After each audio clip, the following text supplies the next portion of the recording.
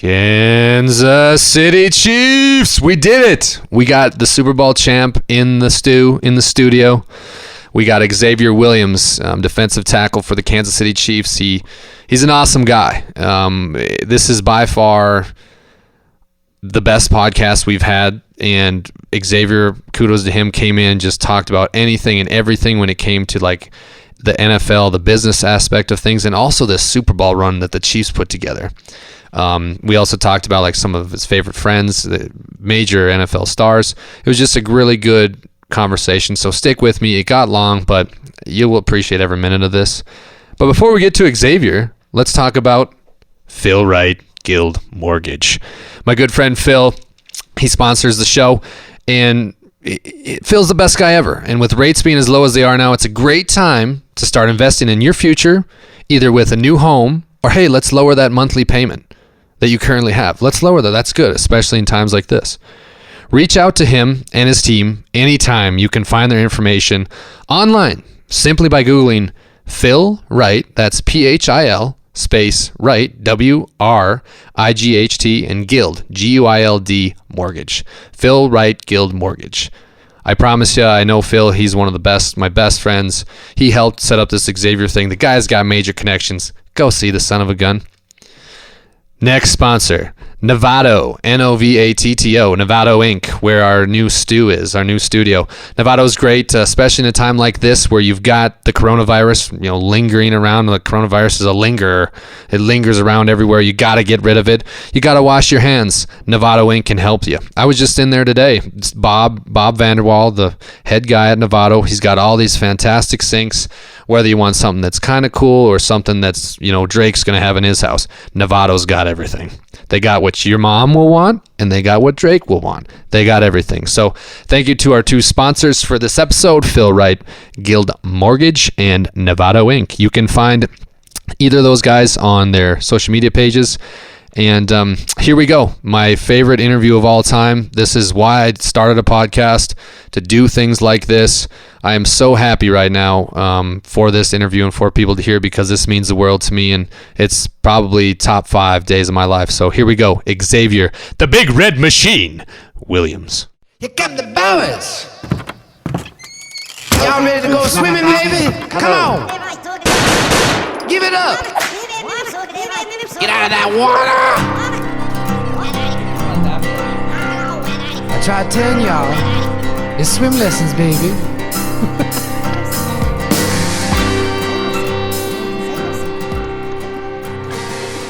Xavier Williams in the stew. How you doing, buddy? How's your day been going? It's been good. Got some wins on Call of Duty, so I'm always happy. That brightens the day up. You're a Warzone guy, like we were talking earlier, right? Oh, yeah, big Warzone guy. Yeah? Oh, yeah. When's the first time that you played? Was it right away when you came out? Basically, yeah. I was telling you earlier, I hadn't turned my Xbox on for like 4 months, and then Warzone dropped like 2 days before, or dropped like 2 days after I started playing again, and then I haven't looked back since. I gotta say, and my teammates will contest this, but I might be top 10 worst players of all time. Dude, I don't know. I really enjoy playing it, but I always get like the big heavy machine gun, just try to run around. It just doesn't work out in my favor. I've had opportunity to play with quite a bit of pro gamers like these last month or so. Completely changed my game around. I was a big light machine gun guy too. They were like, nope. They was like, get a submachine gun, deck it out for long range. That's all you need. And since then, me and one of my buddies I play with a lot, Kareem Martin, wins just been going out the roof. Hell yeah. That's what's up. And I mean, speaking of Corona, I mean, you're an athlete. You're going into what we're hoping is an NFL season. How has the off season obviously changed dramatically? But what have you found personally that's changed? Well, it's weird. It's a lot weirder for me because I'm a free agent right now. Yep. So I have a lot of my buddies who are on teams. I mean, they're in Zoom phone calls, doing meetings, and it's odd because now, you have workout bonuses. Now they're like, okay, you gotta go to the meetings in order to get your workout bonuses. And I know, it's crazy the differences you're hearing from teams. I know the Saints came out. They said, yep, whatever. We'll see you guys at camp. It's your job to be prepared. We're not gonna babysit you. Come in ready to go. Like, okay. Yeah. And then there are some teams that are like, no, send us pictures of what you're eating. Take videos of yourself like running. It's like, man. So I got guys like from two ends of the spectrum, like, man, that's insane.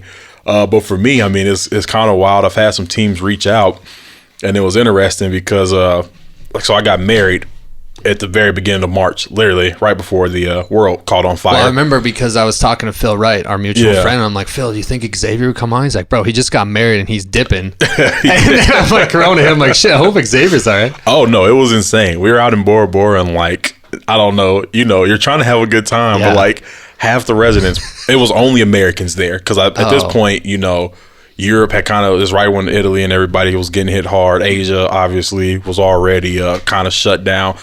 So you just see nothing but Americans there, and the place is empty. Like, they're telling us we're running at like 20% capacity, and everywhere you walk, people are just like, "Did you see what's going on? Did you see what's going on back home?" Like, hey, like I'm trying to enjoy my time. Like, I get it. Hey, the world's falling apart, but I'll deal with that when I get back. So yeah, it's been insane. And then for free agency, a couple teams reach out, they call, and then they're just like, "Oh yeah, we want you to come in, but." You can't come in because everything's closed down and you can't fly. So put a lot of guys just like up in limbo, really. That's a scary feeling. I mean, not only NFL players, but a lot of people that we're dealing with the economy and everything else. It's a scary feeling for everybody. Oh, yeah. I mean, I think my troubles are the least of concerns. I don't expect anyone to feel bad for me. Right. But no, I mean, same thing. All my family, like everybody, I have a lot of friends and family that are teachers, and, they're kind of getting around to what school is going to look like in the future, and they're all pretty much like, yeah, school's never going to look the same. Right. Pluses and minuses, honestly, to that. But yeah, same thing. A lot of people just working a lot of jobs, and it kind of just cut off. You don't really know what's happening. Everybody's kind of making assumptions of from the NFL to whatever job. Everybody's just kind of making assumptions like, oh, well, maybe we'll be back here. Okay, well, maybe now, maybe another week or so. So I mean, we'll just see. You just gotta try to stay calm and just take it as it comes. Well, it sounds like on a positive note that I know I'm a big Chiefs guy, so I've been paying attention. It looks like they're going to be a reopening pretty quick. Yeah. But I know like a big issue with the NFL is like they have the whole thing of they won't open the league until every state opens up. So that's where a lot of the confusion comes in of, you have states like California saying like, oh, we don't care about opening until like next fall. And then you have Florida, come on, bring them down. Exactly. And Florida's been like, oh, we've been ready to open for years now. Want to do WWE at halftime? Exactly. So, we just got to see what happens, and maybe, something as crazy as moving teams to different states to finish out the season, playing 2 half seasons. There's been a lot of they're just kind of throwing stuff at the wall, see what sticks. Oh, yeah, I agree. And one thing that, I really want to talk with you about, because your story is very interesting, and because we've had a few mutual friends. I've tried to gain as much knowledge as I can about you. But I want you to take us back. I would like you to take us back to your early days, because you grew up in Kansas City. Kansas City. And, I mean, I got some family out there, and it looks like a pretty good place to grow up, but I'm not sure. And I would really like to know your story and how football came into your life. Well, I never had a choice. That's the first thing. My big sports family. Dad, my biological father, All-American high school football player. So I got to hear about that all the time growing up in Kansas City. My mom, multi-sport athlete, went to college for it, everything, exceptional basketball player. And, it was never an option. Like we were just kind of drugged to every sport there was, never forced to really say like, okay, you have to do this. But it was like, throw them out there, throw them in everything, and see what they like. Feet to the fire. Yeah. And I mean, I was always the kid that kind of enjoyed the violence of sports. Oh, really? So football was good, but then I come from a family full of basketball players, and I'm telling you, I think it broke their heart because I'm like the only person in my whole family that cannot play basketball. Can't play? What do you mean? What's going on? I don't have a shot. I can't dribble. I can't facilitate. There's nothing But I mean, you've got good footwork, so that's a plus. You can get through on a little bit of athleticism, but I try to tell everybody, if you see me off of the football field, you will be amazed that I'm a professional athlete. If you see me in any other sport, you will be amazed like, whoa, this is what professional athletes can do. Yeah. I'm not a good example. I can't set the bar for anybody. But I did get into wrestling later on. Did really well at that. But yeah, my mom was always just kind of putting us in sports and everything. She actually was a semi-professional football player when the women's league first opened up back in Kansas City. Did that for about 4 years. started when she was like 40. So yeah. But yeah, that's all it was. Like all my family, everybody played sports, and it was just kind of, I don't think it was just kind of like the unspoken rule. Like you're gonna find something, right? And you just got to go do it. After that, I stuck with football. I tried other sports, of course. Like I said, eventually I got into wrestling. Like I said, I just wanted to be in the violence of sports. I remember telling my mom when I was a kid, like, oh, I want to do hockey just because I saw that they got to get into fights. Each other. Yeah. But I have two siblings. I have two siblings, older siblings. I'm the youngest. Exceptional with my brother. Brothers? Oh, I got one brother. I have an older brother, 2 years older than me. How big's that guy? My brother's bigger than me. No shit. My brother is about 6'5", also 300 something pounds. Damn. So, yeah, my sister. What was the grocery bill every month? It was insane. Like I mentioned, like kind of in passing, like guys talk about like, oh yeah, I ate this when I was growing up. We ate that. Yeah. And like sometimes I was like, oh yeah, my dad used to go get the 100-piece chicken basket from Walmart, and people are like, they have a 100-piece basket at Walmart. Like, you didn't. It's a cheat code. You guys didn't. You guys didn't get that. Well, one thing good about Kansas City, is the barbecue. Oh my God, dude. Let me tell you, that's the main reason I signed back with Kansas City. Funny side story. Yeah, hell yeah. Right before I'm about to sign back, I was actually vegan. Before I left Arizona, I had been vegan for about 3.5, 4 months. Loved it. Completely loved it. Body felt great. Everything was amazing. I signed with Kansas City. I go back for a visit. I signed with Kansas City. My wife now, before we got married, she looks at me and she says, "So you're going back to Kansas City?" It's like, yeah. She's like, and they have Gates barbecue. I'm like, okay, yeah, you're right. She's like, so are you really gonna just not eat barbecue while you go back to Kansas City? That day I was done. Well, she's right. She knows you better than anybody. Hey, yeah, she was absolutely right. Because I was like, you're right. And I went, got a burger, stomach hurt a little bit. I was like, we'll fight through this. Oh, your stomach hurt? Oh yeah, when you don't eat meat for if you don't eat meat how long were you vegan for? About 4 months. Really? Yeah. So did your energy levels balance out really bad the first week, or what was that like? No. So since I've been vegan, I take a different approach to eating meat. I still I eat meat once a day now, because my body does feel a lot better, and I'm kind of maybe more conscious of eating more vegetables and looking closer at what it is that you're putting into your body. One of the things that the Cardinals did great, they had an all organic kitchen, kept dietitians just on staff, and they taught you about everything you're eating, these nuts and whatever, and these fruits. These nuts? But just everything you ate, they kind of gave you the benefits of it, and they were just this helps fight inflammation, this helps you gain more muscle mass, this helps you fight weight gain, blah blah blah, this and that, and they just kind of taught you, and you just kind of absorbed it. And so that is the main reason my body felt better. And the more I cut back on especially red meat and pork, since it's such high fat content, I love them. I absolutely love them. But yeah, as you cut back on that, my body felt great, and I just kind of kept riding with it. I didn't have any plans to become vegan, but it was just kind of I looked up and I hadn't ate meat for weeks, and then I was just all right, just keep going about it. Well, it's always good to try something new. Obviously you tried it, it worked, pretty successful. And like you said, when you're an athlete and you're looking at different ways your body's kind of the way you earn a paycheck, it's good to invest into it whichever way possible. Now, okay, you're in high school now. You play 4 years varsity, or do you not make the team right away? What's it looking like? So I was not very big coming into high school. Okay. So I think my freshman year of high school, I was probably 5'5", 5'6". You were 5'5". I was very tall, young, and then kind of everybody caught up with me. Yeah. Did not grow for years. The same thing happened to my brother. My brother's growth spurt was ridiculous. He went from 5'9" to 6'2" over you guys summer. are like Scottie Pippen. Did you see that thing? I saw that 10 for 10. Yeah, except not as athletic. But it's kind of the same thing that happened to me my first 2 years. I was a freshman. I played freshman football. My sophomore year, I played junior varsity. I come back after my sophomore year. I think kind of the same thing. I was 5'8" and got up to about 5'8", 225. Over that summer, I got up to about 6'1", 275. Damn. Yeah, and I just changed everything. Yeah, everything. New ball game here. So, and I was still pretty being able that size, being able to move pretty well and all that stuff. Go out junior year, have a great year. Schools everywhere. Where were you playing D tackle? Yeah, played D tackle on offensive line. And Okay. at the time, I thought I was an offensive lineman. Were you a guard? I was an offensive tackle. Okay. And I played center and offensive tackle. I mean, I could play guard, but I really liked playing offensive tackle. I was probably a better center. My brother played offensive tackle. Like Okay. I said, he was very tall. He had more of a prototypical tackle build. Yeah. And I remember talking to the Mizzou coaches because they like kind of asked me because I played both ways, whatever. Ooh, And the it was like- Tigers. yeah, and they came Bro. and they kind of asked me. It was like, where do you see yourself playing like in the future? I was like, my brother just went to college to be an offensive tackle. Yeah.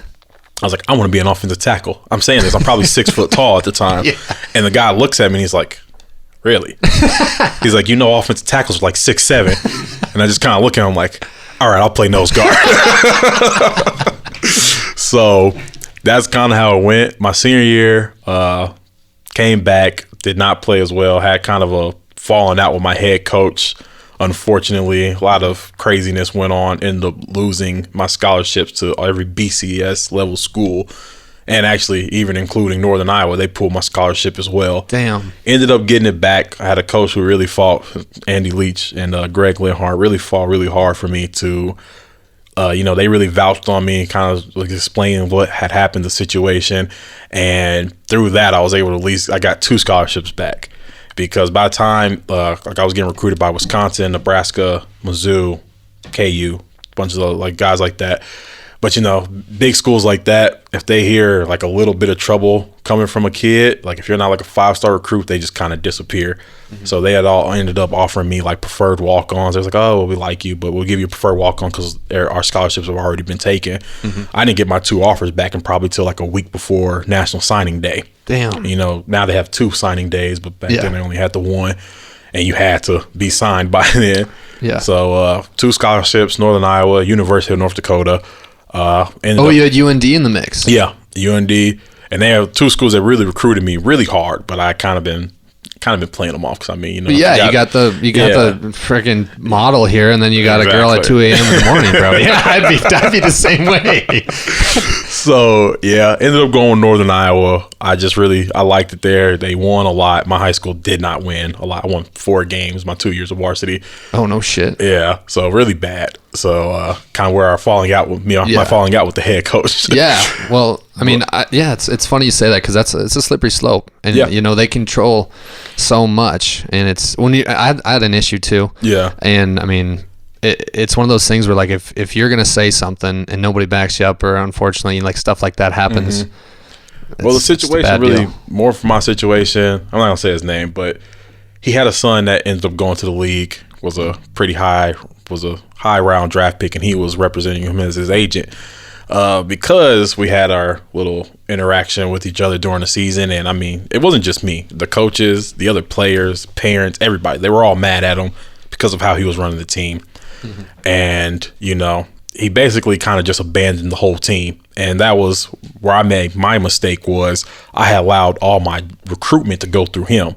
So I didn't even know half the teams that were recruiting me. Honestly, at the time, I think I only knew Nebraska and Wisconsin were recruiting me because why was it? I only knew they were recruiting because they invited me to like their elite camps. So I knew about those guys. And then, I mean, by the time like Mizzou, the guy, I didn't really know if they were recruiting me or not. I met with kind of the coach and kind of like a passing kind of thing my junior year. But by the time my coaches had kind of like tried to explain the situation and what had happened, next thing you know, I was like, holy crap! Like I had like 5 other D1 schools recruiting me. I was like, I didn't even know about these guys. So it was a very unfortunate situation. But I mean, it all worked out. In I'm still bitter about it. Well, I can't lie. No, dude, that's a good lesson that I guarantee you take now. Yeah, you don't let other people take control of your shit. I mean, you probably do to an extent. No, yeah, I'm with you. But yeah, man, that's I didn't know that was a thing. Like the coaches just control the envelopes coming in, and well, his thing was like because he was like I said, his son played at a large school also, so it was kind of like it kind of got me, poor little honeymoon. He was like, hey, I got the connection to these guys. My son, he played at a big school. I handled that. Oh. I know a lot of these top coaches. They know who I am, so they'll come talk to me. But to whereas another coach may have been like, okay, they come talk to you, and then get the kid involved, get the kid and his family involved, right? Make an introduction. It was more so just he controlled everything. I didn't know who was talking to me. He could have, he could have funneled what school I went to because I only knew about 2 of them. Oh, so, exactly. Yeah, it was a really bad situation. But it worked out. What a blessing in disguise. Yeah, went to Northern Iowa, and I will say I think it helped me a lot too, because it was a very humbling kind of experience too. Oh, yeah. To where, you know, you're the prettiest girl at prom at one point, yeah, and next thing you know, it's like you turn into the toad. Nobody wants to touch you. Yeah. So it was a lot. It kind of changed my focus of how I thought of myself. Like, pretty arrogant, because I knew I was the man. And if any 18-year-old kid gets that much attention, exactly, you get a big head. Mm-hmm. So it kind of humbled me a little bit in that aspect. Then, you know, sent me to Northern Iowa, where I had great time playing in Northern Iowa. Really, I enjoyed the community. I enjoyed the coaching staff. I mean, you know, I met guys like Phil and Figs that you know, and I mean, still good with those guys, and I met a lot of great guys, and it was a good time. But I mean, the foreshadowing, if this was a book, you played with David Johnson. How crazy is that all of a sudden you got a guy who you just won a Super Bowl ring? He was the forefront. I mean, fantasy people were going crazy over this guy. They were saying it was the next Emmitt Smith. Now, I think what happened with him, I mean, it is unfortunate he had to leave the Valley. I think he could be reincarnated here back at Houston. I think Dave's going to be well. I was actually just hanging out with him a couple of days ago. He's gonna be good. He's healthy. You know, he's gonna do what he's capable of doing. Right. And the Houston Texans, we played them twice last year. That's a good team. Yeah. You know, he got a quarterback like Deshaun, and I think that kind of threat is what makes a running back even more deadly. Right. And now you have a running back of his caliber. Right. With that kind of support around him. You know, they're going to have a good squad. And they are. Hopefully, you know, who knows? Maybe he'll get to the Super Bowl. Yeah, as long as it's not against me, then he'll lose. But yeah.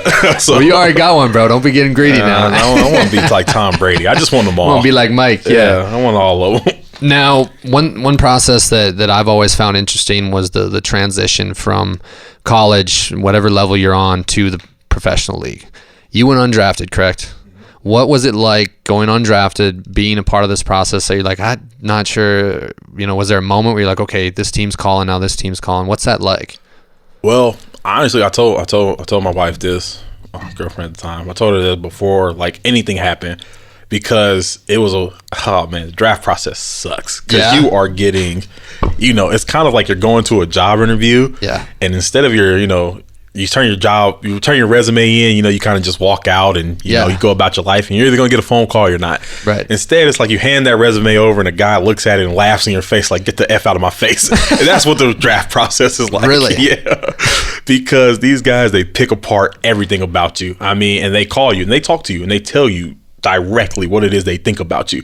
It's like, yeah, you suck at this, you suck at that. I don't see you doing anything. Like, oh, man, okay, you could have. That's fine, I guess. Right. But yeah, so I'm going through the draft process, and I mean, first I was like, really, did you go to the combine? I didn't go to the combine. Okay.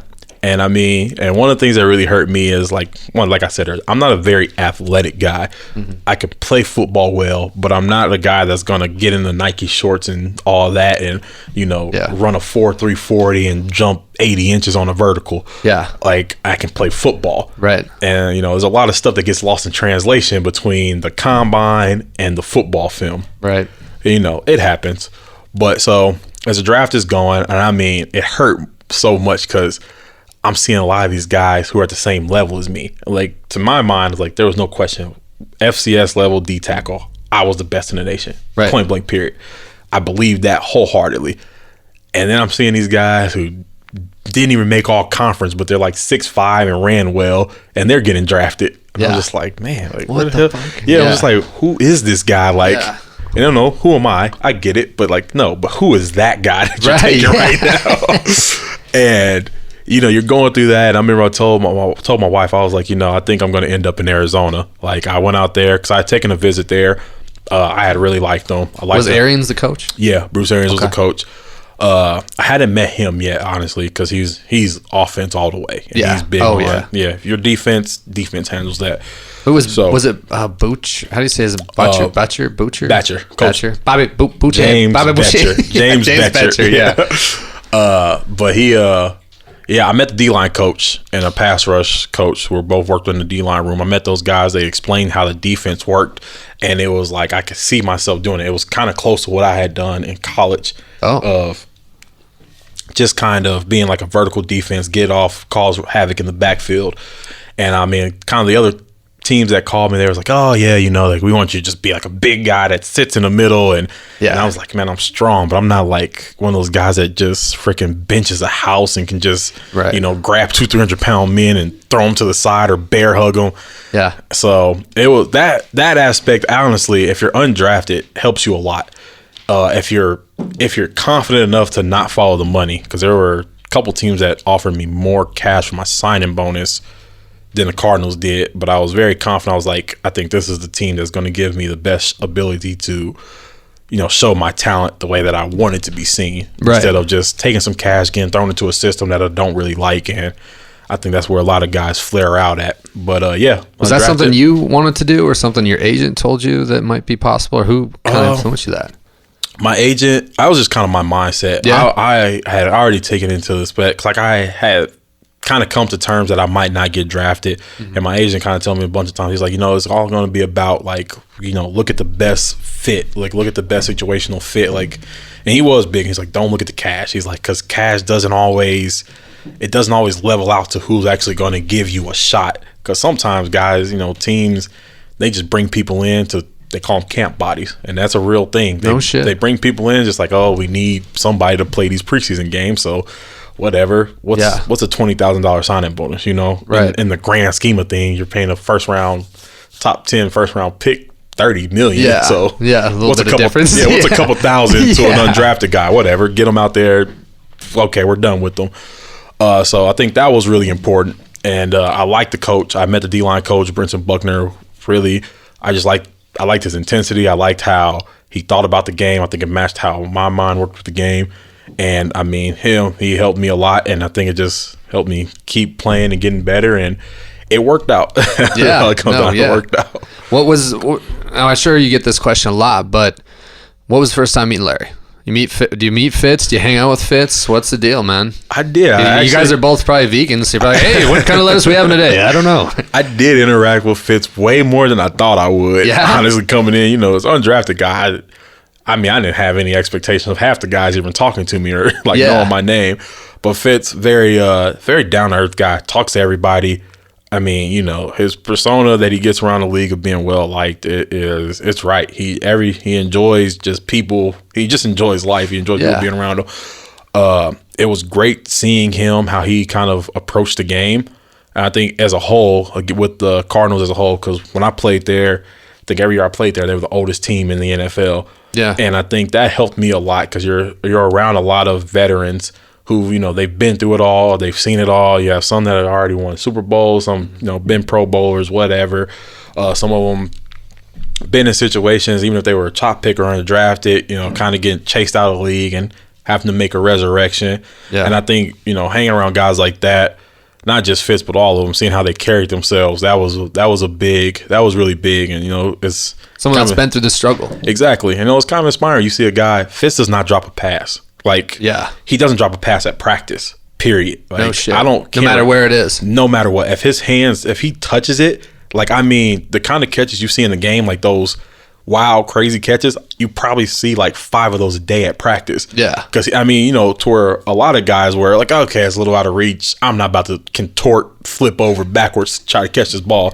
And Fitz will. Right, yeah, he'll go after it. That's inspiring. You see, this guy who's one of the greatest receivers of all time, resume is already chock full at this point, besides everything but a Super Bowl win. And you see him going out there giving it his all every day. So it was awesome. Yeah, hell yeah. No, and now was David Johnson with the team? So we got 2 UNI guys. We came in. So that had to have been a plus. That was familiar face. That was nice. That was really nice. So me, him, his wife, my wife, we all went to school together. We all knew each other really well. So coming in right away, I talked to some of my other buddies who went to different teams, how it's hard because, you don't know anybody. You're just in a city, possibly a new city you've never been to. Yeah. And you're just kind of thrown in with a bunch of random guys from all types of walks of life. So you don't really know who you're going to get along with. So that was nice having David there. Just somebody we could just talk to, like we can complain to each other, stuff like that. So that was a great benefit to have. Now was Tyrann Mathieu with the Cardinals back then? Yeah, he was there. No shit. Yeah. Damn. So that was a kind of a reunion tour. Tell me about that relationship. Was there something there? Did you guys not really mess with each other? Or? we knew each other. I mean, he's a cool guy. We get along really well. I'm not gonna try to build like we're best friends or anything. No. But no, like he was another guy. Love seeing. I mean, who didn't know about the honey badger? Bro, I know that's kind of where So it was great. The first, when I first got there, another guy. He was really cool. Quiet guy. He doesn't talk as much. Quiet. Very quiet. He tweets a lot. He tweets a lot. And he tweets a lot. Who you see like on the field, that's not Ty 24/7. Right. He is like, he's a quiet guy. He talks, he jokes around, blah blah blah. But I wouldn't say he's like a super extrovert or anything. Right. Just kind of like going off all the time. But cool, great guy to be around. Passion. Like, I mean, if you had one word to describe him, that's about it. And I mean, great guy to play with, all that good stuff. Now, so how does it work? Now, are you like, take me to like the preseason. Now you're kind of rolling through preseason, your first year with the Cardinals.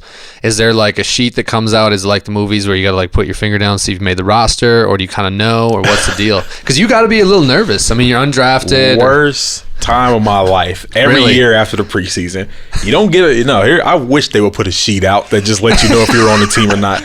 Instead, they do the most unproductive, unsophisticated way of letting you know. You get a call, you don't.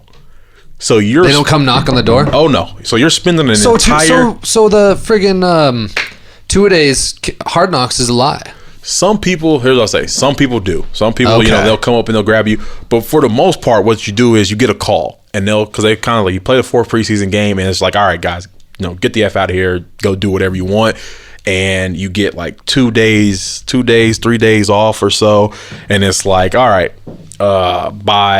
so all the preseason games like end on a Thursday, and it's like by Saturday at 3 p.m. Eastern time, teams have to have their final roster. And in that time, so in that window, you either get a call to say you have not made a team, or you get a call, or you don't get a call. That's it. You just don't get a call. You just show back up Monday and walk in the building. It's like, oh, this is the team. So and then they call some young guys, and like I think the guy that I was roommates with at this time, because at first me and David were roommates, and he got a place because guys who get drafted, they know they're going to be on the team for the most part. They know they're going to be on the team. Yeah. Especially a high draft pick like him. So he moved out, got his own apartment, whatever. So I'm still in the hotel. Yeah, they moved me in with the 4th round pick, Rodney Gunter, the other D tackle that came in with. He moves out, go gets an apartment. So then they moved me in with another guy. His name was Rob. He was an offensive lineman. And, he's over there. He's like, oh, man, I don't know what's going on. He's like, they called me. He's like, they're going to release me, but they're going to pick me back up on practice squad, this and that, this and that. And I'm just sitting there sweating bullets, calling my agent like every 20 minutes, like, hey, you hear anything?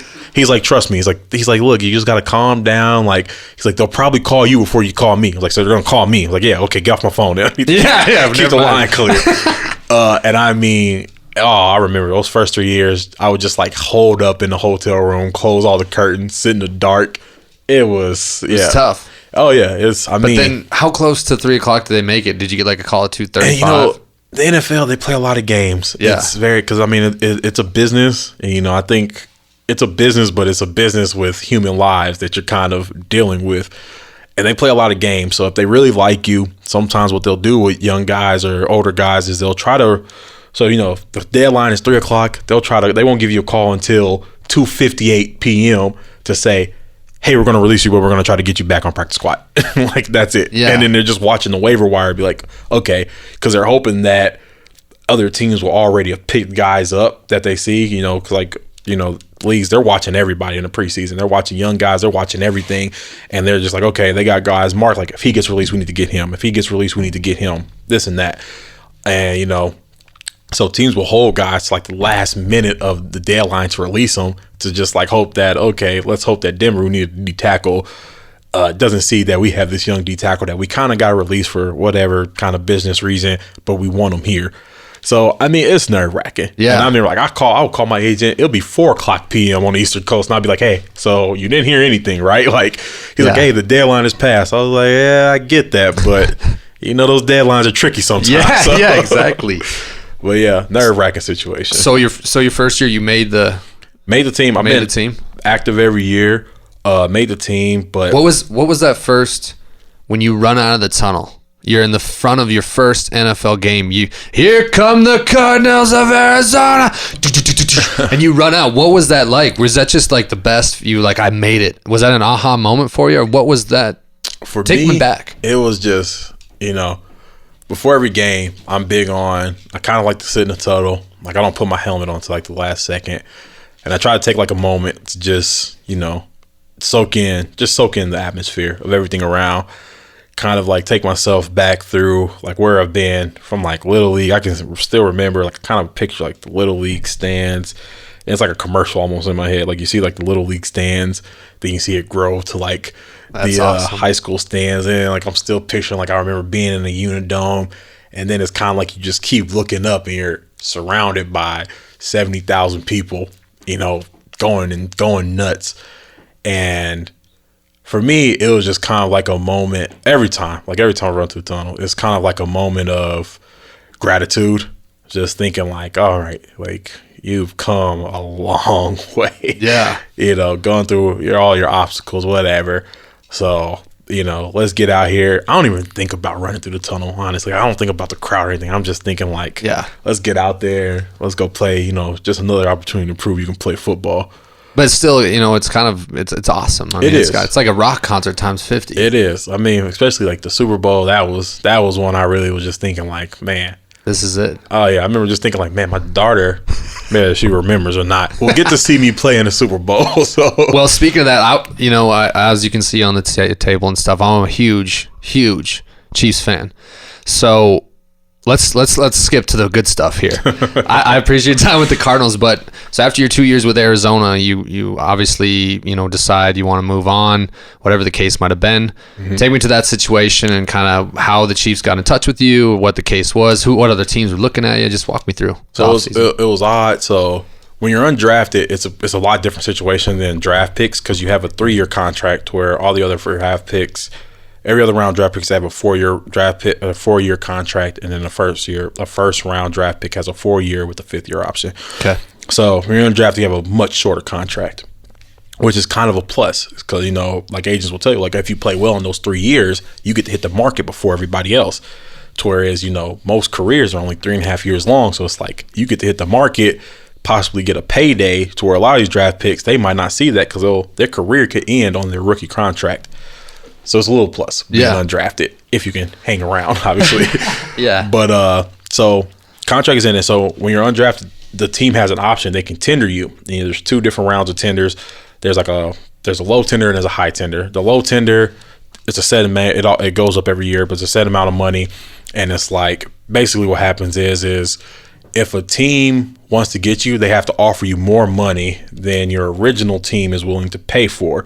If someone were to come to me and say like, okay, we want Xavier Williams, but we're going to pay him a 1-year contract for $3 million, the Cardinals will have the option to say like, you know what, we'll match it, and you have to sign back with them. With the Cardinals? Yeah, you have no choice, but you have to sign back with that original team. Okay.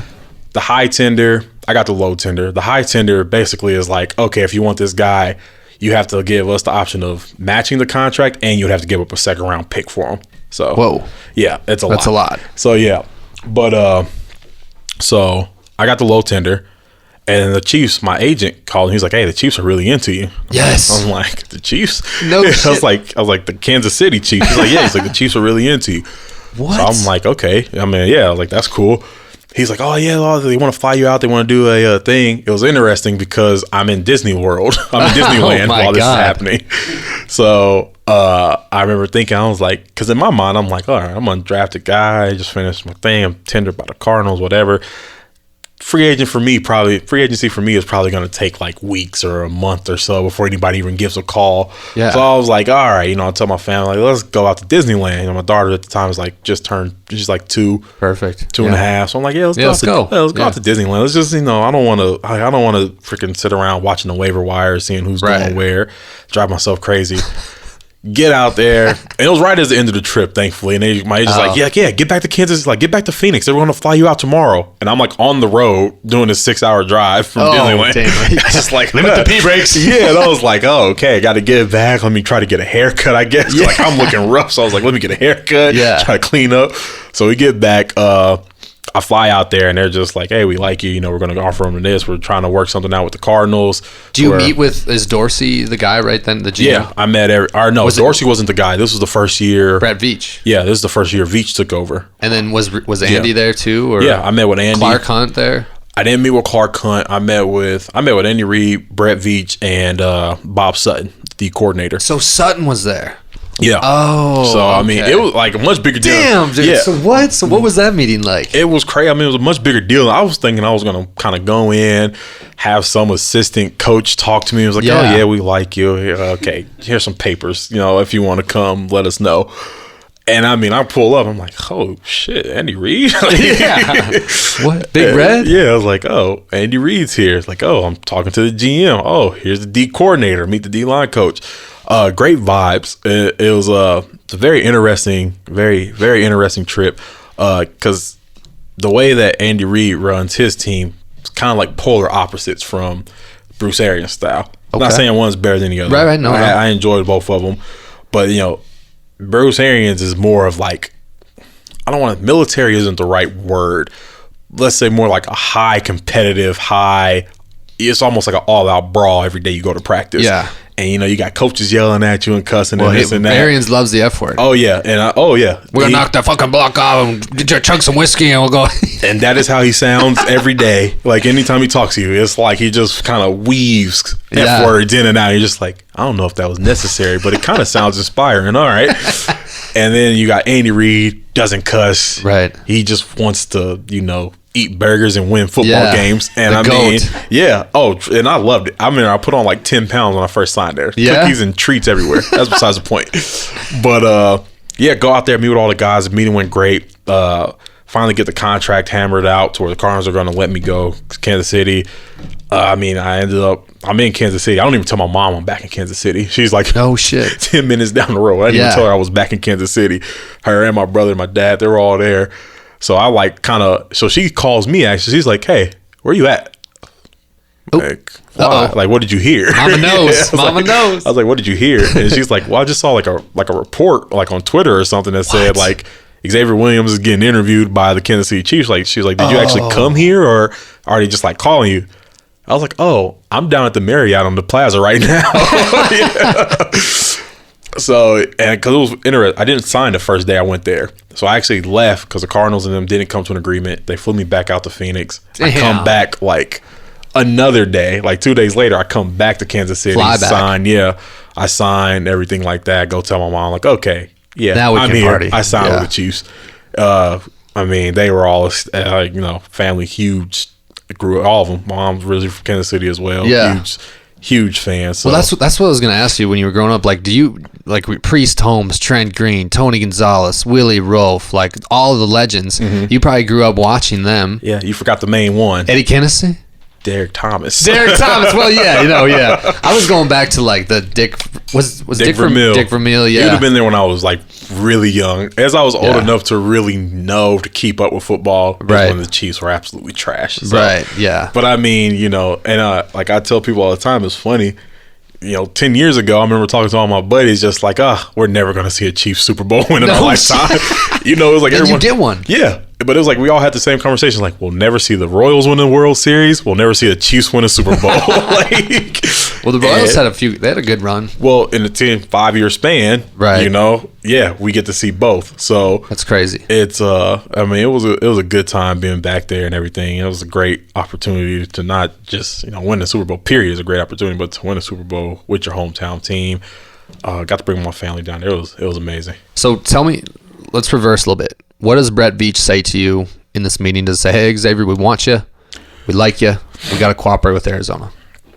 Yeah, he kind of calls me. He's just kind of like, he's talking to me. He's explaining the situation. He's like, well, here's the thing. Because you got the tender on, we got to kind of find out. We got to find a good middle ground with the contract because, it's a business. So it's like, we're not going to just go run out and throw $30 million just to get you out of this contract because we know the Cardinals won't match it. So it's like, but we got to give them enough to where, they don't want to match it to really put the pressure on them. So he was explaining to me, and I'm not a guy that really gets worked up about anything. So I'm kind of just like, all right, sounds like either way it goes, I'm going to get more money. So however it's going to work out, it's going to work out. You guys throw the offer out. And I mean, at the time, like I didn't have any qualms with playing with Arizona again. But I was like, I was ready to go and have a new opportunity with a new kind of coaching staff that didn't have like their own guys, stuff like that. Yeah. And he was explaining to me, he's like, oh, you got an opportunity here, good. And I mean, it was a plus hometown team and also a good team, like a legit good team. So, and while I was looking at the Cardinals, I was like, I wouldn't mind playing for them, but I don't know where these guys are headed right now. So, at the time it was perfect. Everything just kind of worked out. Yeah. So, first player you meet when you go to the Chiefs, who was it? Do you remember off the top of your head? I think it was Pat, honestly. No shit. Yeah, it was Pat or it was I think it was like Pat and Reggie Ragland. Reggie Ragland, yeah. I thought it'd be like Chris Jones or somebody maybe. Nah, Chris at the time was still training out in Miami. And this was also another thing that I had to get used to. My agent told me about it for years because my agent, he played in the league for about 9 years. And because I always stayed in Arizona. What's your agent's name? Billy Conatee. Billy Conatee. Yeah. What a great name. Conatee. Give me some more money. But, so every year I played the Cardinals, I just stayed at the Cardinals facility and I trained. Right. And he would call me. He's like, oh, you're not going anywhere? I'm like, where would I go? Like, I'm from Kansas City. My wife's from Iowa. You think I want to go there in the middle of February? No. Yeah. So I was like, I'm in the best situation. So I would stay down here. I would train. And then I go to the Chiefs, and I keep the same mind. So I'm like, nope, I'm going to get an apartment here. I'm just going to be here. I'm going to train here. Yeah. And no one's around. No one's in KC? No one stays in Kansas City once the season's over. Really? And I get it. I mean, hey, you're finishing out a season. It's freezing. You don't want to stay there any longer. So, only kind of guys. I was there for weeks, and then eventually Pat came back. Reggie came back. A couple more guys came back to train and all that kind of good stuff. What's Mahomes like? Just cut to it. What's the first thing he said to you? Welcome to the team. Welcome to the team. Basically. Hey, come on, let's get this done. It kind of caught me off guard, his voice. No shit. It caught me off guard too. I don't think I ever heard. I knew about him, but I don't think I ever really heard him talk. Maybe did some interviews with ESPN, and I mean, as the years have gone on in sports, I've kind of watched ESPN less and less because it's just kind of sports overload. Right. But he talked to me, and I was just kind of sitting there thinking, like, oh man, clear your throat. Just take a second. But he's the GOAT, man. He's the nicest guy ever. My Pat Mahomes history is insane. So I went to Arizona State versus Texas Tech, and this is when Kingsbury is still coaching at Texas Tech. Okay, yeah. And this was in ASU, obviously, and Pat's the quarterback, and then Ballage was the running back for ASU. And dude, this game, Xavier, was like a game out of Madden. Bing, bing, bing, score. Ballage had 8 total touchdowns. Jeez. Pat threw 7 total touchdowns. I remember that. Who's Patrick Mahomes? Yeah. So I Google him and I hear him, I was like, whoa, but that guy can play. Oh, yeah. And he was mobile, he's running, and then the Chiefs draft him, and then I think you were on the squad, but his first start is when this was the year before me. Yeah, they sat Alex, and I was at the Denver Broncos game, and his first start, and right away I was like, holy shit, this guy's money. It caught me, so I kind of watched that guy because I've always kept an eye on the Chiefs just because. Well, yeah. I mean, all my family, friends, they're all about the Chiefs, so I can't even get on social media without seeing everything Chiefs. Good and plus and minus, especially when you're playing for them on a bad defense. That was a big minus. But we gotta make change. Oh man, it was horrible because a lot of it was coming from me. I don't know what X is doing. Fuck, man, I've known you since kindergarten. Jesus, I can see you. I can see. I follow you. I follow you. But no, I get there that first camp. And I'm sitting there, awestruck, jaw dropping every other play. He's just sitting back there, launching an 80-yard ball off his back foot in a flick of the wrist. And I'm sitting there it's pinpoint. I'm like, oh my God, guys, did you guys see that? And they're all just like, hey, yeah, calm down. Like, it's like, calm down. Like I just played with Carson Palmer for 3 years, who was an exceptional quarterback. Right. That right there was ridiculous.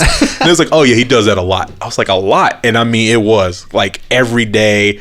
It was just like passes you wouldn't even think. I remember, like, I felt bad for some of the young receivers because they come in and you got these guys who run fast in college, blah blah blah. But at a certain point, okay, my quarterback ain't got the arm. If I hit 50 and the ball ain't out of his hands, my quarterback ain't got the arm to make this. So I'm out of the route. And you will see a lot of receivers just kind of like stop running, and then the next thing you know, you would just kind of like, you can see like the oh shit moment on their face, like, oh wow, like I could definitely have a chance of getting that ball if I keep running. So it was, and I'm talking about, these are guys who run like 4.4, obviously with the Chiefs, 4.4, 4.3 guys, 40, 50 yards down the field. Pass just letting it go. Right. And you're thinking like, that's an overthrow. Then it just hits right in the bed breath, like, oh shit. Well, Wheels like Hill, right? Oh yeah. Wheels, the little Tech 9. You like Tech 9? Oh yeah. Yeah, me too. So take me back to when you get the first time. You see your last name, your number, Chiefs jersey. That's got to be a big moment in your life. It was really big. We do like a media day to start every season, so you got kind of put you in the jerseys, take photos, and do all that stuff. It was a big moment. To me, kind of full circle. It was like, to me, like, I don't think it ever really hit me that I was really playing for the Chiefs until like the first regular season game. Yeah. Come out the tunnel. They say my name. Damn, come out the tunnel, Arrowhead. And now I will say, of all the times I ran out of the tunnel and never really, never really cared much. Yeah. This time was completely different because it's like, oh man, like, these aren't just people in a crowd, at this point. Like, family. Yeah, like, these are my people in the crowd. These are people I grew up with. These are my family members. These are my friends. These are just people I just know from out and about. Like, I truly know, you know what I mean? And that was a very special moment. I think it really kind of like hit me, and you get going, and the tomahawk chop is going, and the crowd, and the crowd is wild, and oh my God. That first game, it was really soaking it in. I feel like it was like a good team we played against too, and ended up, I can't think back. I can't remember what I had for breakfast, so it's all good. What emotional roller coaster with that though? Because like you said, you're running that tunnel, you got your people watching your game, you guys had a good team that year. Yeah. Kansas City was a solid team. We're coming out, Pat's kind of come out party, if you will. You got T-Kells, Tyreek Hill, Sutton. Honey Badger wasn't there yet. No. He was. Yeah, you're right. We had Eric Berry. Let's talk about Eric Berry, because my thing with Eric Berry was this. That time in the NFL was a weird time for the NFL because you had a lot of negative press. You had a lot of, really weird things going on. And then all of a sudden you get this Eric Berry situation where the dude, gets sick, comes back stronger and arguably better than, bigger and faster, stronger than he was. What was that like to have a teammate go through all that and come back the way Eric Berry came back? Well, I knew he was a phenomenal player. I think I only got to play like 2 games with him. Very inspirational guy. You talk to him, he can give you a speech that is just send shivers down your spine. Kind of guy you really want around. It was unfortunate that he couldn't play more. It was really just unfortunate that his foot never really gave him enough confidence to fully go out there for the rest of the season. Yeah. But I would have loved to play with him more. That was one of the guys I remember growing up watching. Yeah. I was excited to get on the field with him. I was excited when he took the field. I was excited just being in the locker room with him. So it was amazing. It was just a really unfortunate situation. He had gone through so much. Like, the guy beat cancer and then came back, played an exceptional couple seasons, then came back, and now his foot's just not right. So that was just really unfortunate for it to go out like that after all the stuff that he had already overcame, and it was just sucked that he just couldn't get over that one. But great teammate, no matter what you're doing with him. Well, and were you there at the Atlanta game when he got that pick? And that was like 2 or 3 years before me. Yeah, sorry, I'm getting mixed up. God, that even watching that on TV, I almost teared up. Yeah, like that was, and his parents were there, and all right. Kind of a situation, because I played college football at Dickinson State. One thing that kind of caught me is you have these locker room guys. You have the guys that do the pregame speeches. You kind of have role players. You kind of have that. Tell me about going into this Super Bowl run that you guys had this last year.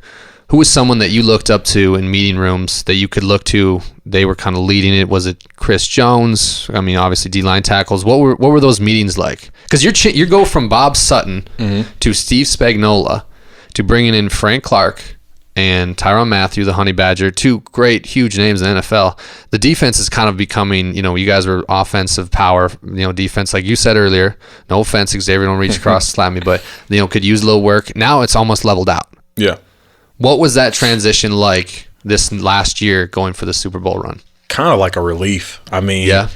I think if you were on that team from the year before, one of the worst situations was just the fact that, you would win a game, but if you were playing for the defense, it felt like you were losing every game. It really just felt like, it's like, man, we're getting defeated out there. Like, we're giving up 50 points. We're giving up all these rush yards. We're giving up all these pass yards. Like, we can't stop anything. But, we're getting sacks. So, whatever that means to you. So, some people were happy with that. And it was just kind of like, you didn't really have much to, like, hang your hat on. And, even when we did play well, it was just kind of like, it was just kind of like it was never a complete game. It was always just kind of like did we really play well enough? Or, you don't want to – everybody in the league, you're becoming a professional athlete, like, you're a competitor. You know what I mean? Like, you want to go out and – put your best foot forward. You want to be a part of the reason we won. And I think collectively as a defense, we all just kind of felt like we never really felt like we were a part of the reason we won. We were just kind of like the reason that we just kind of did enough that we didn't like screw it up for Pat to win the game. You know what I mean? Yep. And I think that really just kind of rubbed everybody the wrong way. So the next year comes back, and I think it was very personal. Even if the guys, but even if you come into a team, even if it has nothing to do with you, you're still kind of, that label's on you now too. It's like, oh, how, Frank Clark understood, like, oh, how's it feel to be on a horrible defense now? Yeah. It's a personal thing. Yes. And I think Steve, our coach, like, I think Spags kind of really put it into perspective. He's like, this is what everybody expects of us, which wasn't anything. Like, everybody really just expects us to play a little bit better, to stop Tom Brady for one drive and get Pat into the Super Bowl where he is going to, just carry all of our sorry butts onto a ring. Right. And, as a competitor, that's not the role. Cool. Not the role you want to take. No, hell no. So he really kind of challenged everybody. He was like, I get it. The offense. Yeah, Spags. And he's really like, I get it. The offense is the offense. But, who says that we can't be just as good, if not better than them? There's no rule saying there's got to be an offensive game all the time. Right. And I think like as it kind of started changing around, and the defense started playing better and better, even though I still believe we were very overlooked, but rightfully so. You got Pat over there doing what Pat does, so he's always going to get more attention. Right. But the thing as the defense started playing better and better, that's just kind of what everybody took the pride in. Everybody kind of hung their hat on, is like, our bigger goal was to win the Super Bowl. Defensively, win the Super Bowl. Yes. Pat can do what he's going to do, and he's going to do what he's going to do, because no one can stop him and Andy Reid together are like two mad scientists. So it's like, but we want to be the reason. We want to come out, be able to hold our head high. I was like, okay, yeah, but we didn't give up a 100-yard rusher in the playoffs. We didn't let these guys score over 17 points through in our run and all that stuff. So, I think it's when you win like that, it's something you can hold your hat on and actually take some more pride in. Right.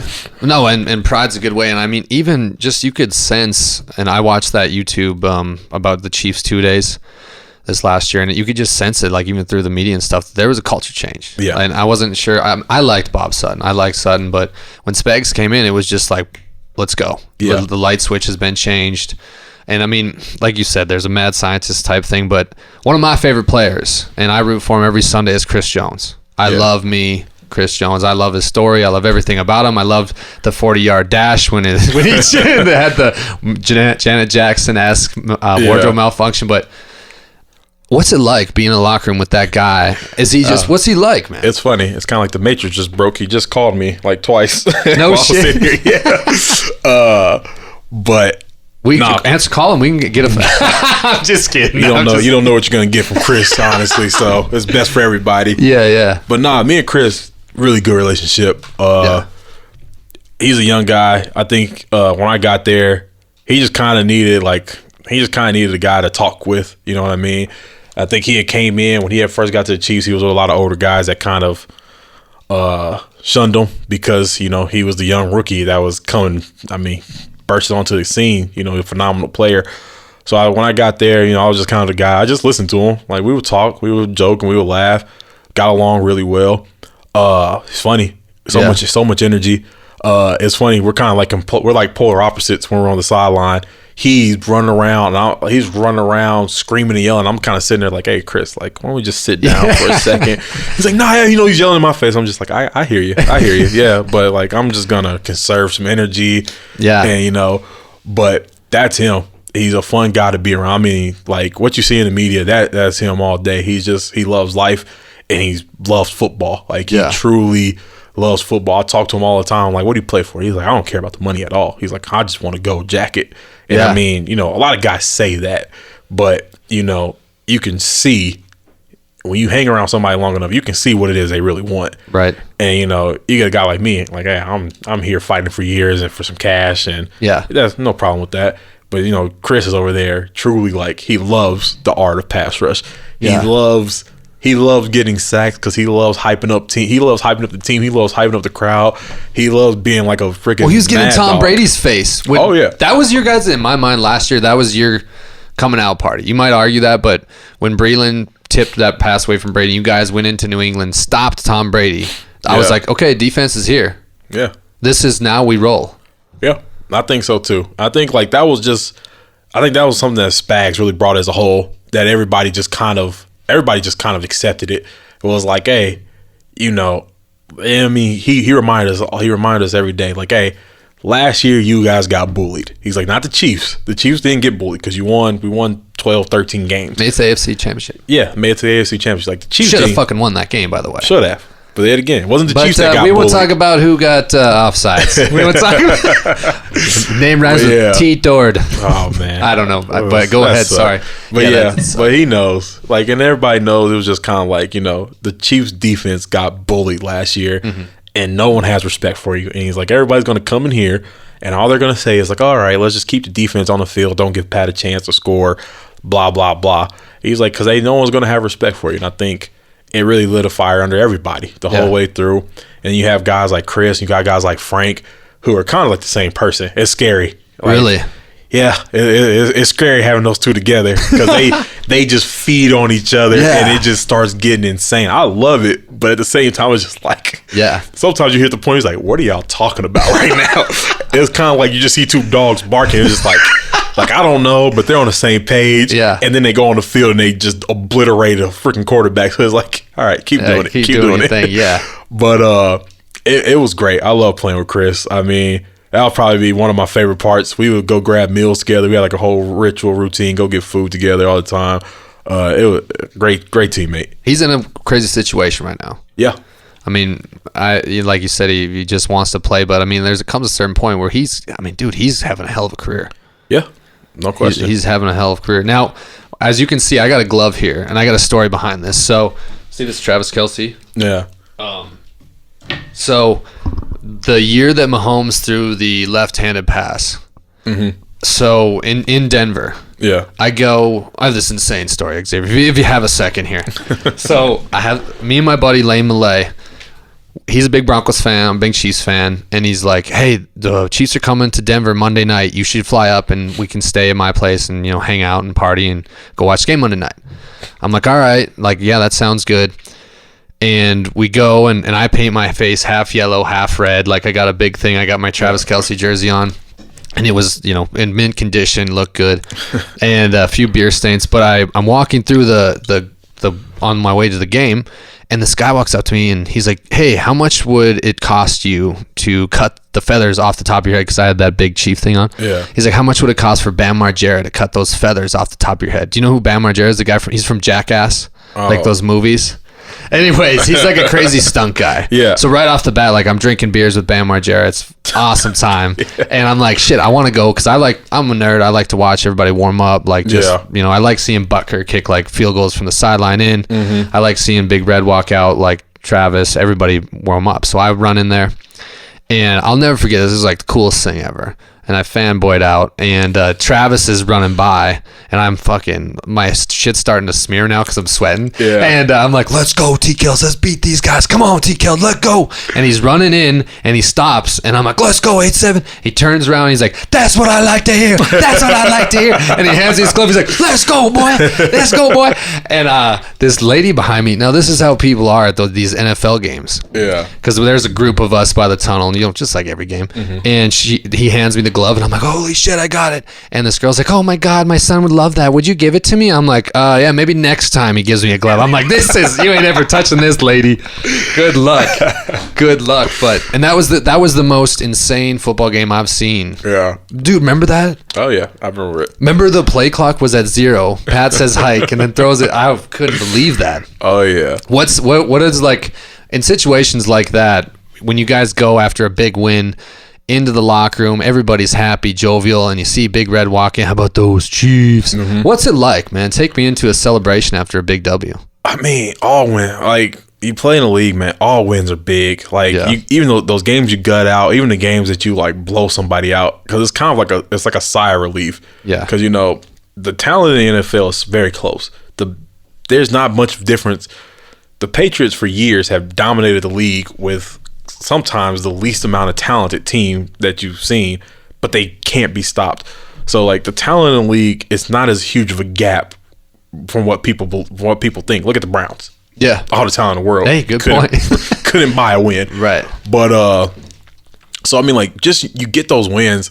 Like, you come in, it's kind of like a sigh of relief because you also know because it's like film is going to be better when you go in Monday. Coaches are going to give you a little more leeway. Like, okay, you missed your gap here, but it worked out. Yeah. Your body feels better. I'm telling you, everything just feels better. Like, you go in, you get your treatment. It's kind of like, oh, we're just going to give you a massage, relax, kick your feet up. You're a winner. Go home, drink some beer, have a great night. Yeah. You lose, it's like, man. Like, I mean, any loss. No it's ice just, in the water. Oh, I remember. There was one time we came back from an away game. We in fly Kansas out City? this is in Arizona. We fly out to Philly. This is a long flight. Like a 4-hour flight. Yeah. Fly out to Philly. We got like candy and free movies on the plane. Yeah. We lose to Philly. A game that we like. I mean, it was the year they went to the Super Bowl. We lose to Philly, and I mean, coaches were angry. Next thing I know, no free movies on the way back. That's what it's like to lose in the NFL. Yeah. So you go in, you get these good wins. I mean, it's just kind of like, dang, like it's almost like, oh, thank God that we came out on the right side of this close game. Yeah. Because if you don't, it's just like, oh, you guys don't need a day off anymore. Right. Wednesdays we haven't been going in pads. F that. Put the pads back on. It's like, oh, geez. Now it's like we go to film, and it's like, whoa. Why is it your shoelace tied? That's why we can't freaking win games now. It's like, man, what's going on? Right. So, I mean, I just close wins, blow them out. I just want to win. Right. But it's a good feeling. You get in there, everybody's so happy. But that's the reason everyone's so happy because you just know, like, okay, we're not getting yelled at as much this week. Right. So it's always a good time. That's awesome. Now, one of the best games. Have you ever been to Pub Rock? No. It's a big Chiefs bar out here. But anyways, I want to talk playoffs. I want to talk the Titans game. Yeah. Because that's a game that it was kind of lopsided. Or no. Yeah. Or was that the Texans game? Texans game was when we got down, or Chiefs got down early. Yeah. Texans. I want to talk Texans game. So we're at this bar in the Chiefs bar, and we're all hyped up like this is our year. We just coming off this AFC Championship run. We got Xavier Williams coming off an ankle injury. We're ready to go. It's game time.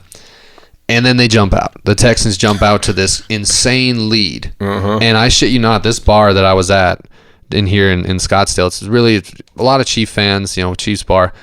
Dude, I bet like over 60% of the people bounced. And I was sitting there, and I drink a few Bud Lights every now and then, but I switched to Captain Morgan. I'm like, if we go down, I'm going down with the ship. But then all of a sudden, momentum changes. Get a few plays here, get a few plays there. We're right back in the game. Oh, yeah. Take me through that game from your perspective and how insane. Because, dude, that that Pat Mahomes run when he's running in Yeah. and he's somebody shot it from the sideline and you could just hear the crowd. And Mahomes scores. He almost fumbled that ball, by the way. No it was question. so close. But take me through that, man, because that had to have been the craziest thing you've been a part of in a while. So I'm big on don't panic. And that was something that I picked up when I played with the Cardinals. Like I said, very old team. And I remember when I first got in the league, it was like, oh man, it's a tied game going into the fourth quarter. What are we gonna do? And guys were like, shut up. We got 8 minutes to play. Right. And it's like I've kind of carried that with me. So I'm big on just kind of like, all right, look, don't panic until the clock reaches 0. You know what I mean? Yeah, you never know what can happen. I'm like, we got a good offense, we got a good defense. Just keep playing the game, and as long as you keep playing the game,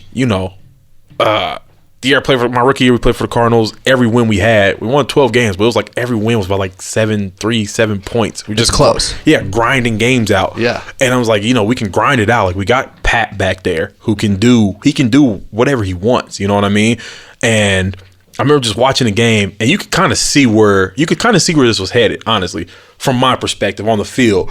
Because I can see the D lineman, because Pat, they did a great job of in the passing game against Pat. So what Pat really started doing, he just started running on him. He let the pass rush get up to him. He let the coverage kind of sink back. He would find a hole in the rush because they were getting very undisciplined in the rush.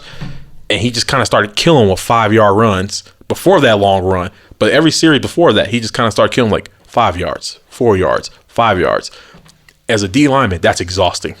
Because now pass rush is already the hardest thing to do in the league because – snap count, whatever, blah, blah, blah. Got to get around this fat guy. Got to now try to catch, nowadays, every quarterback is like Lamar Jackson, wants to freaking scramble and spin out and freaking take off on you. Yeah. So it's like, okay, you're trying to do all that. And now this guy's running like, oh, man. One guy gets out of the gap, so it's like, all right, here's an all-out 10-yard sprint, and now I got to give another in the opposite direction, another 10-yard sprint to go back the other way. And now you multiply that by 10. Actually, you do that 6 or 7 times. Guys are gassed. Right. So now Pat was knocking out 12-play drives on them. And from my perspective, I was like, oh yeah, we got these guys. Cause I remember just looking at them. I was talking to your D line. I was like, hey, their D line is getting exhausted. It's like the linebackers don't know what to do because they're going into coverage and they're getting exhausted because they got to drop all the way out in coverage. Now they're trying to scramble back down to get to Pat. And one thing about Pat's a big boy. He may not look it. He probably does look it, but he's got some weight behind him. Yeah. So when you get down to the linebackers and the DBs trying to tackle him, that's also exhausting, as you saw on that last drive, because he's, like I said, he's got some weight. He's got some weight behind him, actually, inflect a little, to punish you a little bit. So. I mean, we're all watching. I mean, it wasn't just me. All the D line I was like, oh yeah, the D line's getting exhausted. So next thing you know, everything's opening up, and now defense is going out there. We got a 3 and out. So now they're right back on the field. Hey, let's go. Yeah. So now they're right back on the field. We're just kind of at this point, okay, we're only down 14. Yeah. Got a 3 and out, which was all we needed. Oh, the D line's back out there. They look, you're kind of looking. You're like, hey, they look a little gassed. The whole defense, they look a little gassed. Another long drive. We score again. And I'm like, hey. Because, as a football, you've been in this situation yourself. You know what I mean? Yep. You've been on the other side of the situation where it's just holy crap. Shit. We can't get any rest. Our offense isn't keeping the ball on the field. We can't stop him because he just keeps, that's it. He just kept leaking out for 3-4 yard gains. It wasn't besides that last run, he didn't, I think he had 2 longs that kind of came long on that last drive. Yeah. But before that, he just kept killing them slowly. A little dink pass, 3 yards.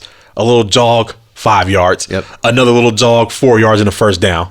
Okay. Yeah. And it was just the cycle kept restarting.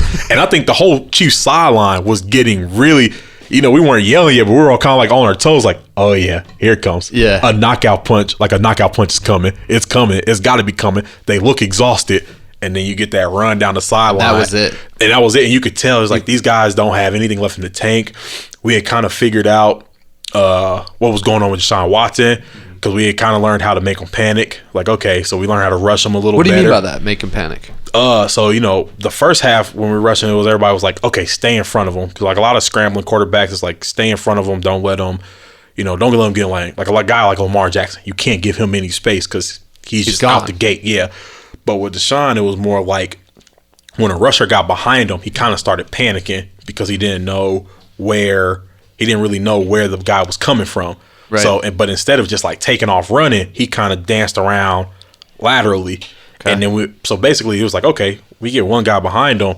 The rest of the guys, you kind of just start like closing in on him. And he was just kind of panicking. He started passing the ball not as well. We just did a good job of containing him. That's really all it comes down to. We started doing a good job of containing Deshaun. He wasn't running around. And then, the offense, we kind of figured out their run game and all that stuff. They weren't getting the rush yards like they were in the first half, blah, blah, blah. But you could see it from my perspective. I felt like I could see it all coming together. Yeah. I was like, me okay, too. like their offense is struggling now. Yeah. Their defense, good defense, but they're getting tired. So I was like, you can see if we can just keep. We don't got to do anything spectacular. We just keep that up. Just keep them keep one side tired, keep the other side confused. We can pull something out here. Yeah. And ended that game. I mean, it was just. Oh, it had to be. And in the playoff win, that's big. That's real big. Yeah. Now you move on to the Titans. The Titans are an interesting team. They beat, arguably, I think, was a big upset against the Ravens. Like you said, Lamar Jackson. Do you know LJ Ford at all? Yeah, I do. So LJ, I mean, I don't know him either, but Phil talks about him. Phil's a fanboy. He talks about all these people. So I was kind of rooting for that. I wanted to see you too. I want to see that Ravens Chiefs, but we didn't get that. We got the Titans. I didn't want to see it. Well, you're dealing with Tannehill or Lamar. I get that too. But to play devil's advocate, instead of Lamar, you get Derrick Henry, and Derrick Henry is coming off the craziest runs you can ever seen from a running back. What was the mindset going in with Spags that game? Was it, hey, we're going to shut down Derrick Henry and shut down this Titans offense, or was it just? I think that was it. Like, hey, we're going to get after Derrick Henry. Like, guys that was the game plan. Yeah, guys up front, we got to control their offensive line. And I mean, the thing with Derrick Henry, great running back, big. He's he's freaking massive. And, ability to break long runs. But bigger than that, it was just like the more devastating thing that he did was that he was really good. He was so big that he's really good at taking hits and falling forward. Mm-hmm. And now at 6'4", 250, if he's falling forward at a 2-yard hit, if you're tackling him at 2 yards and he's falling forward, that's an automatic 5 yards. You know what I mean?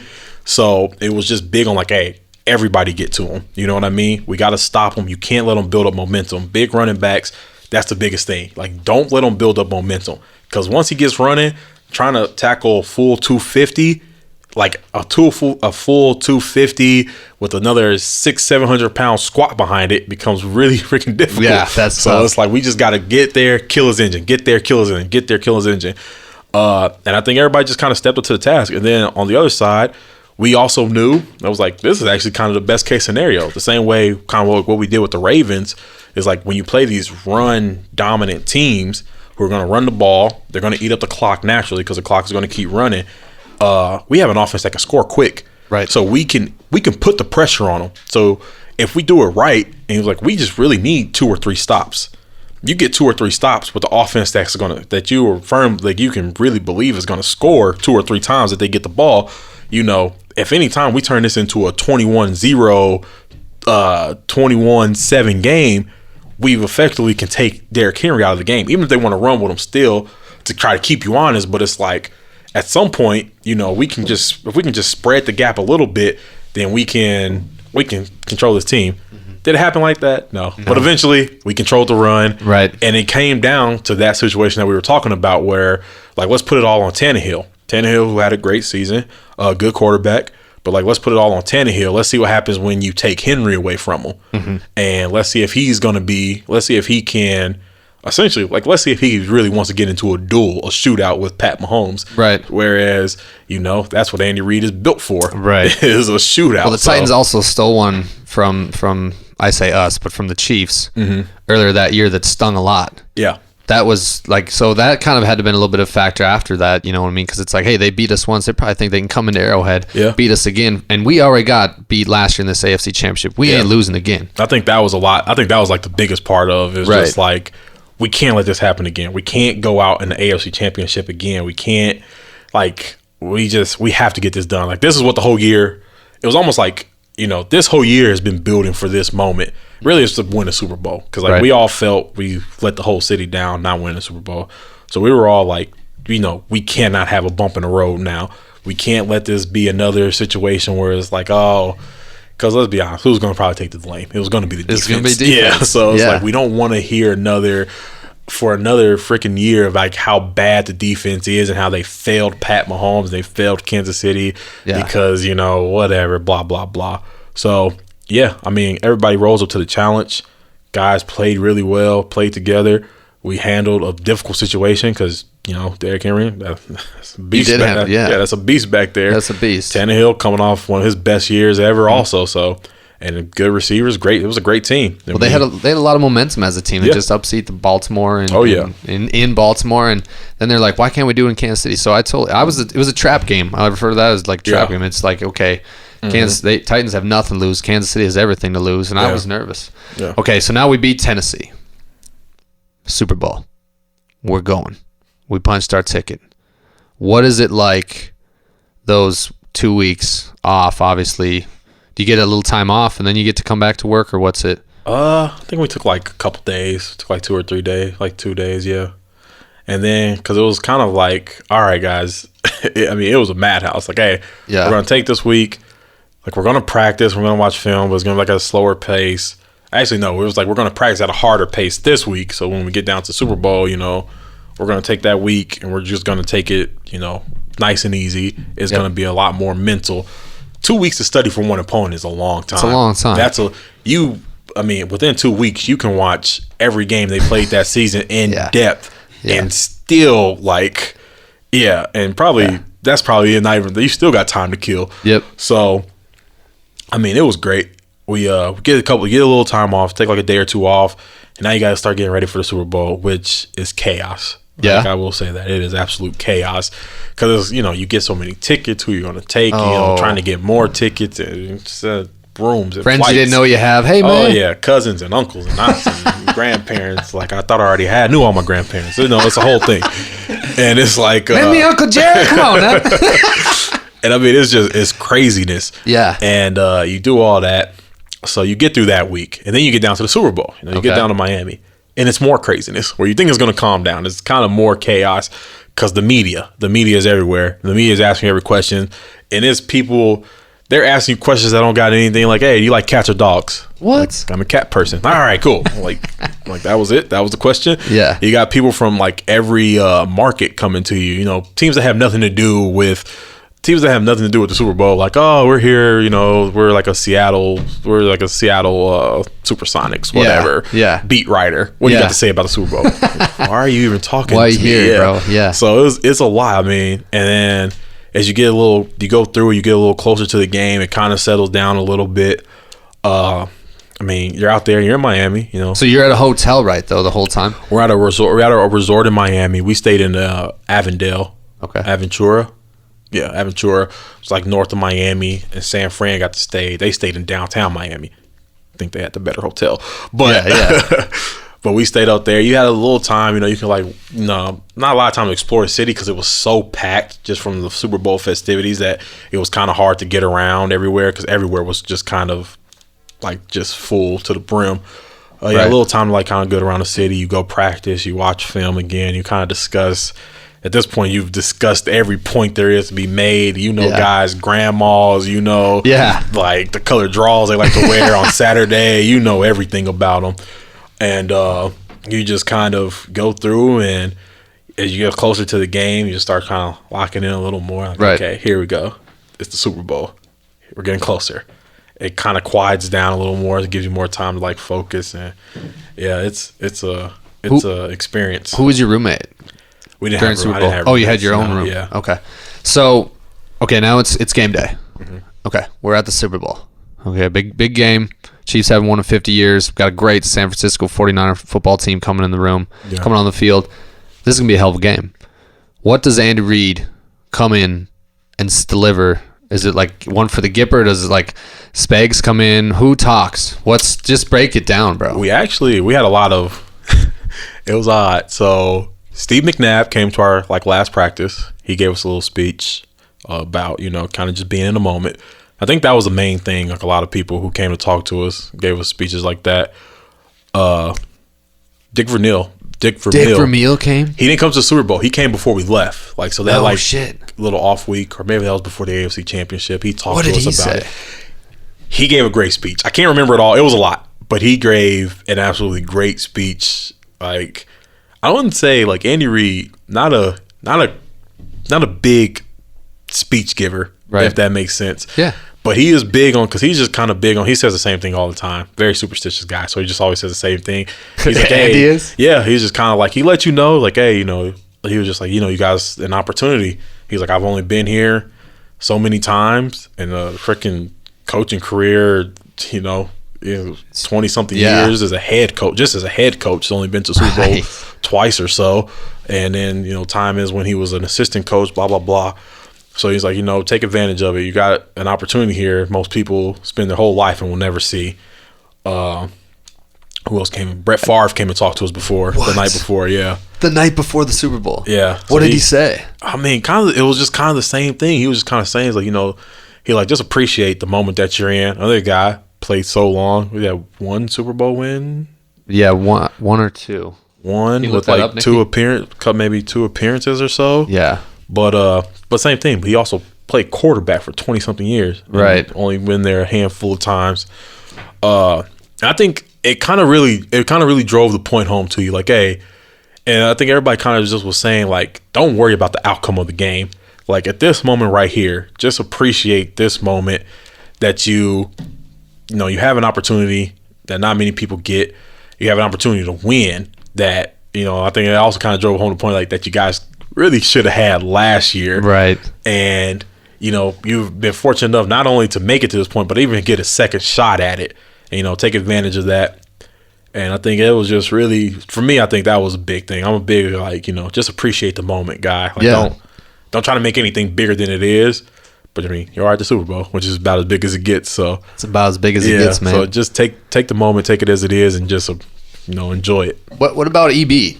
Because the offensive coordinator, Eric, he's probably my favorite coach on the staff, outsider looking in. Like, I love that guy. I think I'm so happy the Chiefs still have him because he's a mastermind. He just everybody he has, he gets the most out of them. Because you know, Damian Williams, just freak, just so good, and he gets the offense click in, and him and Andy, you know, hand in hand. I'm so happy. Did he's like? I know you play defense, but did he say anything? Because he seems like a guy that would talk. I think he did gave a speech. Kind of like I'm telling you, it was all kind of like the same thing. Yeah. Like, you know, an opportunity. You know, you're at the Super Bowl. Like, you don't get bigger than this. So don't take it for granted. Right. Know? Guys spend, you know, there's a lot of legendary football players that played this game that never came close to even, you know, sniffing the Super Bowl. So it was big. I think that was really big. Everybody kind of just all kind of echoed the same thing. Like, just appreciate take it. A chance. Yeah. You know, just be in the moment. Now the Super Bowl had a kind of a mixed emotion of its own, if you will. I mean, Chiefs are going into it. We're down. It's not looking good here in the third. And again, I switched to Captain Morgan, and it seems like that's kind of the way. But then you get that Tyreek Hill, that famous, you know, post route that he catches. Yeah, that's kind of where the momentum turns. When the sideline, you know, during the game plays that everything that you were a part of, what was your feelings then? Are you thinking, shit, here we go? This has kind of been our playoff mantra, come back and win. Here we go again. I'm kind of sitting there thinking the same thing. Like, hey, man, look, it's the Super Bowl. Nothing matters. Was the defense like, all right, come on, let's go? Because you guys sit together on the sidelines. Yeah, but I think some guys, you know, some guys were really fired up. Some guys were really fired up. We had Frank Clark over there. I think a very emotional guy. That's just him. Very emotional. He got to yelling and stuff like that. I think, you know, we had to kind of calm him down. And I'm kind of just sitting there. I'm just like, look. I talked to like some of the guys just like one-on-one, like, look, man, just the game is going to do what it's going to do. You know what I mean? Like, at the end of the day, the clock is going to hit zero. Someone's going to win, someone's going to lose. Like, we still have a chance. Yeah. Like, the clock hasn't hit zero yet. Until we get to that point, there's no point of worrying about what could happen. Right. So let's just keep playing. We kept playing. That's all it had. That's all it was. Like, we just kept playing, and as we kept playing, things started to go in our favor. You know, some things we made go in our favor, some things just kind of went in our favor. But as we kept going, you know, we just kept plugging away at it. And it was like, we've been here before. We were here in the first round playoff. We were here in our first playoff game. We were here in the AFC Championship. We've been here earlier. We've been here in the season as well. But if we just keep playing, it's worked out. don't try to press, don't try to do more than you're capable of. Staying within your role. I hate to say it, like the Patriots. I'm sure everybody knows the Patriots. Yeah, they just kind of stole that from everybody, though. It's kind of a universal language. Do your job. Do your job. And that's all it was. It's like, everybody, just do what you're supposed to do, and, we'll see where it takes us. Yeah. And that's all it was. Everybody just got back to doing what they're supposed to do. We capitalized on mistakes made by them. We capitalized on mistakes made by the other team, and we made less mistakes. It's that simple. Yeah. And it was just like, at the end, red and gold confetti. That's right. I guess they're red and gold too. Our red and gold. Our red and gold, the true red and gold. What's that like? Because I saw a picture on Instagram. You had your daughter out there. You had your family out there. That's got to be pretty special. That was probably one of my most special moments in all of football. To me, wins and losses doesn't really mean much to me. Right. Like, I get paid to play a game. I'm going to go out there. I'm going to give you everything that I got, and hopefully I'm able to come out with a win. When I do come out a win, that's good. When I come out with a loss, that's whatever too. It happens. But to have that moment where, the Super Bowl, that was good. It was good to win that. That was a great moment. But to have my daughter out there playing in the confetti, to have my at that time fiance come out there, to have my mom come down on the field, her being a lifelong Chiefs fan. I could probably count on one hand the number of times I've seen my mom cry, and that was one of them. So, yeah, I mean, it was just like, that was great to have my in-laws there, my brother, my sister-in-law. It was just a spectacular moment, because I felt like, and my dad, but it was a moment that I just felt like, I was able to, bring my whole family to this one moment. To share that moment with them. That to me was the biggest thing of all of it. It was worth this journey that we've been talking about for the past hour, where you started out, this kid barely making the freshman team small. Yeah. To now you're on the biggest stage. Yeah. Pretty full circle moment. Oh yeah, definitely. And so now let's get to the fun stuff. What's it like afterwards? What's the party like? Let's hear it. You're not part of the Chiefs anymore right now. Come on, let's hear it. Well, there's the biggest issue. So I had to get ready for a wedding. And then, we're trying to figure out, like, what should we go? Guys, should we go to Europe, and we should go to Ibiza? We should go to Puerto Rico. We should go to Miami. We should go to Vegas. And then the world catches on fire. Yeah, exactly. So COVID comes in, and we never got a chance to really, like, go out and really party afterwards. What about the after? Yeah, that's that night. That night. What was that night? That night it was great. So, I mean, we don't get out of there. The game ends like 10. We don't get out of there till like almost close to midnight, 1 o'clock in the morning. Right. And back at the hotel that we're staying in, the Chiefs put on, I think they had, not Pitbull, what was his name? Flow Rider. Oh, no kidding. They had Flow Rider come in and put on performance for like friends and family, because they let all the family. So at the resort we were at, the Chiefs stayed like over here, and then like in a hotel close to us, another part of the hotel, the friends and family, you could get a room for them there. They would stay there. So everybody came over to like the little ballroom area that just the players was using for like meeting rooms, lunch rooms, all that. They opened it all up. It was massive. Free drinks going, Yeah. I'm there. I'm having a great time. Yeah, hell yeah, man. I've had a beer or two in my life. Yeah, same here. So I'm having a great time. Family's there, having a fantastic time. It was great. Go out later, a little later. Yeah. Probably 3 o'clock in the morning at this point. We end up going to like Club Live with just like some of the players and guys, and we're kind of just hanging out, having a good time. And at this point, I'm just delirious. I'm like, man, I'm tired. I'm tired. We've been drinking, whatever, but we're just having a good time. Yeah, it was awesome. Yeah, I bet. And then now, I mean, I'd like to talk about your future a little bit, because now you're kind of in this same thing we're talking about. You're a free agent. Mm-hmm. What's going to happen with you, Xavier? Like I said, we're going to see. We're going to see. That's all I can really tell you at this point. We're going to see what's going to happen. I've had a few teams reach out, but like I said earlier, it's kind of hard because, since I was hurt for so long last year, I would end up on IR. A lot of teams want me to come in, and they want me to come in. They want me to do like a physical with their guys, their team doctors, stuff like that. Yeah. To make sure everything's on the up and up. But then all the facilities were closed. So at this point, I'm just glad I got people interested. So when things do open up, hopefully I'll get another call. We'll we'll see where it goes. And Yeah. I'm, hopefully just be back out there on Sundays, probably working for another Super Bowl. Damn, that's what's up, bro. So to close every show, we do this thing called 10 for 10. Okay. And 10 for 10 is you have to answer 10 questions as quick as possible. Mm-hmm. Okay? You ready? And away we go. Favorite NFL team? Chiefs. Favorite NBA team? Mavericks. Favorite musician? Drake. Steak or shrimp? Steak. Lake or ocean? Lake. Dog or cat? Cat. What city in the United States has an NFL team nicknamed the Cowboys? Dallas. What city in the United States has an NBA team nicknamed the Mavericks? Dallas. What city in Texas rhymes with palace? Dallas. Who is your new favorite fan you want to represent the Chiefs Kingdom? Dallas. Xavier, thank you so much for coming in, man. I appreciate you. Congratulations on the Super Bowl ring. It means a lot to us Chiefs fans, like you said, and it's just been a true honor to talk with you this past hour, and can't wait to see what the future holds for you, brother. Been fun. Thanks for having me on, man. Yeah, and that's a wrap.